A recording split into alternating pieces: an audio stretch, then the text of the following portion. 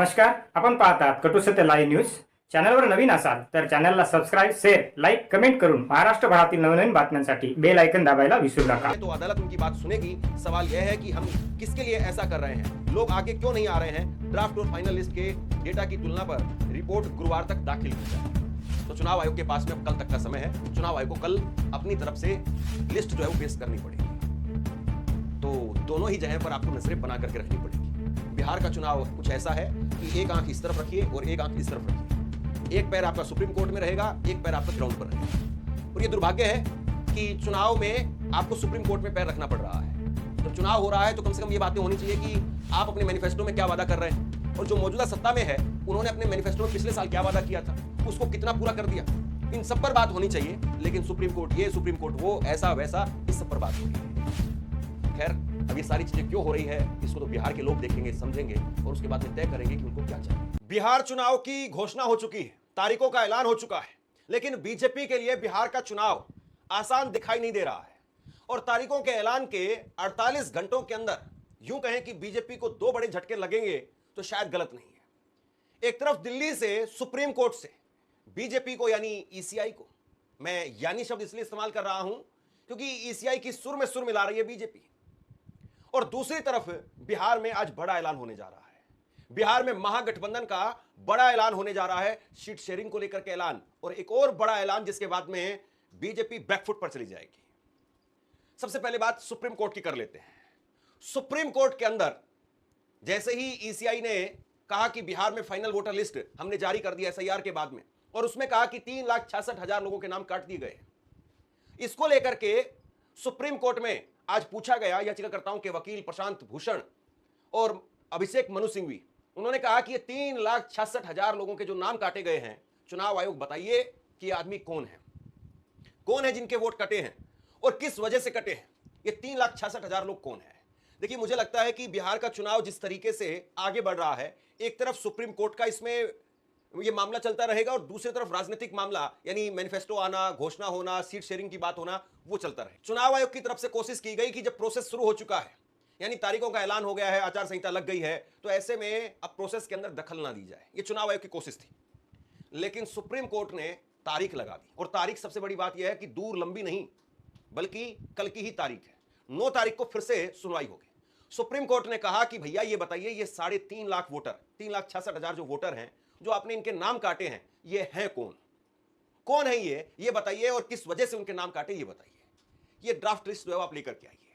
यानी अब चुनाव आयोग की जो रातों की नींद है, दिन का चैन है, वो एक तरीके से उड़ा हुआ है। वो लिस्ट बनानी है। हालांकि वैसे तो चुनाव आयोग अगर चाहे तो एक क्लिक पर निकाल सकता है, क्योंकि चुनाव आयोग के पास में सारा डाटा वो मौजूद होता है, डिजिटली फॉर्म में मौजूद होता है, और उसको केवल प्रिंट करना है, प्रिंट करके दे देना है। तो प्रिंट करने में चुनाव आयोग को ज्यादा से ज्यादा ये 3,66,000 जो वोटर हैं जिनके नाम हैं, मुझे लगता है कि ज्यादा से ज्यादा घंटे भर का समय लगेगा। तो 1 घंटे भर में चुनाव आयोग चाहे तो पिक्चर क्लियर कर सकता है, लेकिन पिक्चर क्लियर होती हुई दिखाई नहीं दे रही है। तो सुप्रीम कोर्ट ने कहा कि पिक्चर हम क्लियर कर देंगे। सुप्रीम कोर्ट में क्या कुछ हुआ है, क्या कुछ कहा गया है, इसको वो जो पूरा सुप्रीम कोर्ट के अंदर दलील पेश की गई, तर्क पेश किए गए, इसको मैं आपको कुछ देर बाद में बताता हूं। लेकिन उससे पहले जरा ये देखिए आप, ये पोस्ट किया गया मुकेश साहनी की तरफ से, और मुकेश साहनी जो है वो पोस्ट करके कह रहे हैं बदलाव को है तैयार बिहार, 14 नवंबर को आ रही है महागठबंधन की सरकार। कल इन्होंने ये पोस्ट किया, और इस पोस्ट के जरिए इन्होंने जो खिचड़ी पकाने की कोशिश हो रही थी कि मुकेश साहनी को तोड़ लिया जाएगा, मुकेश साहनी तो महागठबंधन छोड़ करके आ जाएंगे, ये हो जाएगा, वो हो जाएगा, ऐसा होगा, वैसा होगा, वो सारी संभावनाएं यहां पर खत्म कर दी। और इसके बाद में एक स्टेटमेंट निकल करके सामने आया मुकेश साहनी का। मुकेश साहनी ने कहा कि महागठबंधन के अंदर सीटों का बंटवारा तय हो चुका है। कल शाम बुधवार को यानी आज गठबंधन के नेता प्रेस कॉन्फ्रेंस कर औपचारिक ऐलान करेंगे कि किस दल को कितनी सीटें मिली हैं, मुख्यमंत्री और उप मुख्यमंत्री का चेहरा कौन होगा, इन सभी बिंदुओं पर पूरी जानकारी साझा की जाएगी। 2 बातें हैं यहां पर। मुकेश साहनी एक तरफ कह रहे हैं कि आज प्रेस कॉन्फ्रेंस होगी, प्रेस कॉन्फ्रेंस में औपचारिक तौर पर ऐलान किया जाएगा कौन सी पार्टी कितनी सीटों पर लड़ेगी, वो भी ऐलान होगा, और सीएम का चेहरा कौन होगा, डिप्टी सीएम कौन होगा। दरअसल ये अपने लिए तो डिप्टी सीएम का पद मांग रहे हैं, खुलेआम कह रहे हैं कि डिप्टी सीएम मैं बनूंगा। हालांकि अब ये इसमें ये कहा जा सकता है कि कहीं महागठबंधन के अंदर कोई पेच ना फंसा दे कि इतना ज्यादा जो है वो बार्गेनिंग करना वो भी ठीक नहीं है। लेकिन सबसे बड़ा जो सवाल है और बीजेपी की मुसीबत है वो ये है कि अगर तेजस्वी यादव को यहां पर सीएम फेस के लिए घोषित कर दिया गया तो बीजेपी क्या बोलेगी। नीतीश कुमार का नाम बोलेगी, सम्राट चौधरी का नाम बोलेगी। नीतीश कुमार का नाम अगर बीजेपी बोलती है तो बीजेपी का वर्कर वो नाराज हो जाएगा कि हम क्या केवल यहां पर टेंट में आए हुए वेटर हैं, दूसरों को ही दही चूड़ा वो खिलाते रहेंगे? हमारी बारी भी कभी आएगी, हम भी कभी मखाने वाली माला पहनेंगे, हम भी कभी मुख्यमंत्री बनेंगे, तो बीजेपी का वर्कर वो सवाल पूछेगा। बीजेपी का वर्कर, अगर नीतीश को ही आप अनाउंस कर रहे हैं तो बीजेपी के वर्कर को शांत हो जाने की यहां पर संभावना बहुत ज्यादा दिखाई दे रही है। और अगर सम्राट चौधरी का नाम का ऐलान कर दिया, फिर तो उसके बाद में जो पिछड़ा वोटर है, नीतीश का वोटर है, उसके पास में तो पहले ही मैसेज है कि नीतीश को इस बार बीजेपी नहीं बनाएगी। बीजेपी नीतीश को हर हाल में रिटायर करेगी। और वो एकनाथ शिंदे को देख चुके हैं। एकनाथ शिंदे की तो तबीयत भी ठीक थी, उम्र भी ठीक थी, यहां तो तबीयत, उम्र, सब कुछ जो है वो रिटायरमेंट पर है। तो जैसे ही बीजेपी ने वहां पर सम्राट चौधरी को थोड़ा और आगे किया या आधिकारिक तौर पर ऐलान कर दिया, तो पूरा मामला ही खत्म हो जाएगा। हालांकि मुझे जहां तक लगता है, बीजेपी किसी भी सूरत में कैसे भी करके आखिरी तक इस चुनाव में औपचारिक तौर पर नीतीश कुमार का नाम का ऐलान नहीं करेगी। एक स्थिति में जरूर कर सकती है, और वो सिर्फ इसलिए कि बस किसी तरीके से लॉलीपॉप दे करके एक बार कुर्सी मिल जाए नीतीश को आगे करके, फिर उसके बाद में तो हम हटा ही देंगे। फिर उसके बाद में तो कह देंगे जिसकी बड़ी पार्टी है, जो बहुमत के करीब है, वही जीतेगा, वही बनेगा। खैर, बात अब ये भी है कि क्या नीतीश को लेकर के तेजस्वी यादव का ये प्रेशर काम करेगा कि तेजस्वी यादव अगर सीएम फेस के लिए अपने आप को महागठबंधन का चेहरा घोषित करवाते हैं। हालांकि इसमें कोई दो राय है नहीं, वैसे महागठबंधन में कोई मारामारी है नहीं। महागठबंधन में कांग्रेस हो, लेफ्ट पार्टी हो, या फिर वीआईपी हो, या आरजेडी हो, इनके बीच में इस बात को लेकर के बिल्कुल क्लैरिटी है कि सीएम फेस यानी तेजस्वी यादव। लेकिन उसको अगर डिक्लेयर कर दिया जाए तो फिर क्या होगा, ये अपने आप में बड़ा सवाल है। लेकिन सवाल ये भी है कि क्या तेजस्वी को डिक्लेयर करने से कहीं ऐसा तो नहीं है कि बीजेपी इसका एडवांटेज उठाए कि देखिए लालू के हाथ में ही जा रहा है, लालू का ही वो चल रहा है। लेकिन क्या वो पुरानी स्क्रिप्ट काम कर पाएगी अभी भी, ये भी अपने आप में बड़ा सवाल है। अब सीटों को लेकर के जो स्थिति दिखाई दे रही है वो मैं आपको बता देता हूं। आज कम से कम सीटों को लेकर के घोषणा हो सकती है, सीटों को लेकर के ऐलान हो सकता है। तो महागठबंधन में कुछ ऐसा सीटों का बंटवारा हो सकता है जिसमें बताया जा रहा है कि आरजेडी वो 139-40 के आसपास सीटों पर चुनाव लड़ सकती है, कांग्रेस पार्टी वो 57-60 के आसपास चुनाव लड़ सकती है, 55 पर भी जा सकती है, सीपीआई एमएल वो 18-20 सीटों के आसपास चुनाव लड़ सकती है, वीआईपी 16 सीट से 18 सीट, और ज्यादा से ज्यादा अगर करें तो 20 सीट आप मान करके चलिए। अगर डिप्टी सीएम अगर तय कर दिया जाए तो 16 से 18 सीट ही संभव है। सीपीआई के पास में 6 सीटें, सीपीएम के पास में 4 सीटें, जेएमएम और आरएलजेपी इनके पास में 3 सीटें। यहां पर कुछ जो है वो ऊपर नीचे हो सकता है, लेकिन तकरीबन यही नंबर बताया जा रहा है कि नंबर अंदर खाने महागठबंधन में तय हो चुका है। यानी आरजेडी सबसे ज्यादा सीटों पर, और कांग्रेस पिछली बार 70 सीटों पर चुनाव लड़ी थी, परफॉर्मेंस अच्छा नहीं था। इस बार राहुल गांधी ने यात्रा निकाली है, काफी मेहनत की है, और उसके बाद भी कांग्रेस यहां पर बड़ा दिल दिखाते हुए अपनी सीटों को कम कर रही है। और ये एक अच्छे संकेत भी हो सकते हैं, क्योंकि लेफ्ट ने पिछली बार बहुत शानदार प्रदर्शन किया था। अगर कुछ सीटें लेफ्ट के पास में चली जाती हैं, कुछ सीटें आरजेडी के पास में चली जाती हैं, और अगर तेजस्वी अपने नाम पर सीटें ले आते हैं, तो फिर बीजेपी के लिए मुसीबत खड़ी हो जाएगी। बीजेपी के लिए वाकई मुसीबत खड़ी हो जाएगी। और सबसे बड़ी बात यह है कि एक तरफ यहां पर सीट शेयरिंग को लेकर के अगर महागठबंधन का ऐलान आज हो जाता है, तो इसके बाद में यह भी साफ हो जाएगा कि महागठबंधन 2 कदम आगे है, उनकी नीति रणनीति वो 2 कदम आगे है। हालांकि सीटों का बंटवारा जरूर आज हो सकता है, लेकिन किसको कहां कहां पर सीटें मिलेंगी, कौन सी सीटों पर लड़ेगा, इस पर अभी 2-4 दिन 5 दिन मुझे लगता है कि समय और लगेगा। और बीजेपी जो है, ऐसा लग रहा है कि बीजेपी आखिरी तक सीटों के बंटवारे को लेकर के खींचती रहेगी। यानी नामांकन के 2 दिन 4 दिन पहले बीजेपी डिक्लेयर करेगी। ये मैं आज आपको 8 तारीख को बता रहा हूं, और आप इस बात को याद रखिएगा। जब बीजेपी की सीटों का ऐलान होगा तब मैं आपको खबर का हिस्सा फिर दिखाऊंगा। बीजेपी इसलिए आखिरी तक रखेगी क्योंकि बीजेपी के पास में वहां पर सिस्टम इस तरह का नहीं है कि चीजों को संभाल पाए। गुटबाजी, फिर उसके बाद में निर्दलीय के तौर पर पर्चा भरना, इन चीजों से बीजेपी बहुत डरती है, बहुत कैलकुलेशन करती है। हालांकि कई बार ये चीजें काम में भी आती हैं, लेकिन कई बार यही चीजें जो है वो आपका नुकसान भी कर जाती हैं। खैर, अब यहां से बिहार पटना से सुप्रीम कोर्ट चलते हैं, क्योंकि यही 2 चैनल लगातार काम करते रहेंगे। यहां पर एक तरफ जो है वो बैटिंग होगी बिहार में जमीन से, और दूसरी तरफ बॉलिंग वहां से होगी सुप्रीम कोर्ट से। तो कहां विकेट गिरेगा, कहां पर छक्के लगेंगे, कहां पर चौके लगेंगे, ये दोनों जगह पर महत्वपूर्ण है। अगर सुप्रीम कोर्ट में विकेट गिरता है, वहां पर बॉलिंग अच्छी होती है, तो भी बीजेपी के लिए बड़ा झटका है। और अगर यहां पर ग्राउंड पर तेजस्वी यादव चौके छक्के अच्छे लगा पाए, तो भी बीजेपी के लिए नुकसान है। सुप्रीम कोर्ट में क्या हुआ है, जरा इस बात को समझिए। देखिए, ये सबसे बड़ी बात यह है, मैं आपको एक लाइन में अगर बताऊं, 3,66,000 वोट आपने काट दिए। आप ये बताने के लिए तैयार नहीं है कि वोट हैं किसके, किस वजह से हमने इन वोटों को काटा है। और यही चीज प्रेस कॉन्फ्रेंस में पूछी भी गई थी, लेकिन उसका भी जवाब नहीं। आप बताइए, दुर्भाग्य नहीं तो और क्या है। चुनाव आयोग जिसका काम है पारदर्शिता, पारदर्शिता और पारदर्शिता, ट्रांसपेरेंसी की बात जो चुनाव आयोग को खुद करनी चाहिए कि देखिए साहब, हमारे पास में कुछ नहीं है, हम तो एम्पायर हैं, हमारी जेब में कुछ नहीं है, हमारे मुंह में कुछ नहीं है, हमारे कान में कुछ नहीं है, हम तो जो देखेंगे, जो सुनेंगे, जो होगा वहीं पर उंगली उठाएंगे। हम किसी का यहां पर फोन लेकर के नहीं चल रहे हैं, हमारे कान में किसी का दूसरे का ब्लूटूथ लगा हुआ नहीं है कि किसी के रिमोट कंट्रोल पर हमारा काम हो रहा है या किसी के रिमोट कंट्रोल पर हम उंगली उठाएंगे। तो चुनाव आयोग का काम तो ट्रांसपेरेंसी का है, लेकिन चुनाव आयोग वो ये बताने के लिए तैयार नहीं है। यही सवाल बिहार में पूछा गया, यही सवाल दिल्ली में पूछा गया कि जो वोट काटे गए हैं ये लोग कौन है, और इसको लेकर के चुनाव आयोग कहता है कि हमने डीएम को कहा है कि आप जिला अध्यक्षों को बता दें, और जिला अध्यक्ष जो है वो सूची ले लेंगे और जिला अध्यक्षों को सूची से पता चल जाएगा कि किस किस का नाम कटा है, कौन कौन सी विधानसभाओं में कटा है और किस किस वजह से कटा है। दरअसल ये पूरी कोशिश इसलिए की जा रही है कि मामले को लटका दिया जाए, खींच दिया जाए। अब कब कौन सा डीएम जिला अध्यक्षों को देगा, फिर मिलेगा नहीं मिलेगा, फिर कहां का कोई जिला अध्यक्ष कामयाब है या नहीं है, कहां का जिला अध्यक्ष वो किसी दूसरी पार्टी की जेब में है। ये भी बहुत बार होता है कि किसी पार्टी का जिला अध्यक्ष दूसरी पार्टी की जेब में है, वो सिर्फ मुखौटा इस तरफ है, बाकी वो बैटिंग दूसरी तरफ के लिए कर रहा है।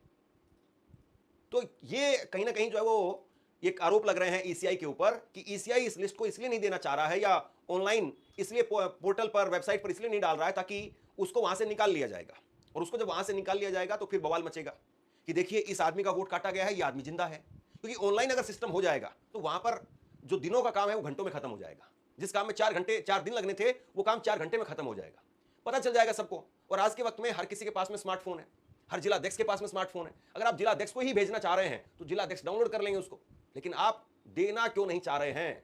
और ये सवाल बार बार पूछा गया, पटना में पूछा गया, दिल्ली में फिर पूछा गया। Up when the draft roll was published for the reasons of deletion. So why is it that the commission is not be able to tell us how many voters were deleted on account of non-citizenship? We're asking this question because at the time when this decision was announced, the commission had very staunchly defended its right to check for that, check for eligibility criteria, including citizenship. The commission had repeatedly cited Article 326. So in light of that, now that the exercise is over, if you can just tell us how. ये प्रश्न एक बार दोबारा पूछा गया, मैं उसका जवाब दे चुका हूं, लेकिन एक बार फिर दे देता हूं। 65 और 3.66 लगभग 69 लाख नाम कटे, जिनके अपात्र अर्थात अयोग्य होने के कारण कटे। अयोग्य होने के कारण या तो वो मृत पाए गए, या उनके डुप्लीकेट वोट्स थे, या वो भारत के नागरिक नहीं थे, और या स्थायी रूप से प्रवास कर चुके थे। कुल आंकड़े हम आपको दे चुके हैं, और अलग अलग आंकड़े। ये व्यवस्था भी आपके मीडिया के माध्यम से मतदाताओं को मैं बताना चाहता हूं कि विकेंद्रीकृत व्यवस्था में मतदाता सूची ईआरओ बनाता है और उसके ऊपर अपील डीएम और सीईओ की होती है। इसका अनुपालन जो लोक प्रतिनिधित्व कानून है सभी को करना है, चुनाव आयोग को भी करना है और आपको भी करना है। इसी तरीके से जब चुनाव होते हैं तो रिटर्निंग ऑफिसर हर विधानसभा में एक होते हैं जिनकी देखरेख में चुनाव का इम्प्लीमेंटेशन होता है और उसके ऊपर इलेक्शन पिटीशन होती है। इस विकेंद्रीकृत व्यवस्था में चुनाव आयोग सुपरिंटेंडेंस करता है, डायरेक्शन करता है, कंट्रोल करता है, और कड़ाई से इस बात को देखता है कि सारे निर्देश, सारे कानून का पालन ये सारी विकेंद्रीकृत और विधायिका के रूप से सारे अफसर कर रहे हैं। सुप्रीम कोर्ट में जब सुनवाई हुई तो सुप्रीम कोर्ट में अभिषेक मनु सिंघवी, जो कि याचिकाकर्ताओं के वकील है, उन्होंने कहा कि लाखों मतदाताओं के नाम मतदाता सूची से हटा दिए गए, लेकिन उन्हें इसकी कोई सूचना भी नहीं दी गई। 3,66,000 से अधिक लोगों के नाम बिना नोटिस के हटा दिए गए, किसी को कारण नहीं बताया गया। अपील का प्रावधान तो है, पर जब लोगों को जानकारी ही नहीं है तो अपील का सवाल ही नहीं उठता है। और इस पर चुनाव आयोग के वकील राकेश द्विवेदी, उन्होंने कहा कि हटाए गए सभी मतदाताओं को सूचित किया गया है। ड्राफ्ट सूची और फाइनल सूची दोनों की प्रतियां वो सभी राजनीतिक दलों को भी उपलब्ध करा दी गई है। अधिकतर नाम नए मतदाताओं के हैं और कुछ पुराने मतदाता भी हैं, जिनके नाम मसौदा सूची में प्रकाशित होने के बाद जोड़े गए हैं। अब तक किसी भी एक ऐसे मतदाता ने शिकायत नहीं की है या अपील नहीं की है जिसका नाम हटाया गया हो। अब यहां पर एक देखिए बड़ी टेक्निकल बात इन्होंने कही, और टेक्निकल बातें अगर आप बोलेंगे तो फिर आप फंस जाएंगे, अगर गोलमोल जवाब देंगे तो शायद बच जाएंगे। राकेश द्विवेदी, जो कि चुनाव आयोग के वकील हैं, उन्होंने कहा कि हमें एक भी आदमी ऐसा नहीं मिला जिसने शिकायत की हो, एक भी आदमी ऐसा नहीं मिला जिसने आपत्ति की हो कि मेरा नाम क्यों काट दिया गया। कोई आदमी हमारे पास में नहीं आया।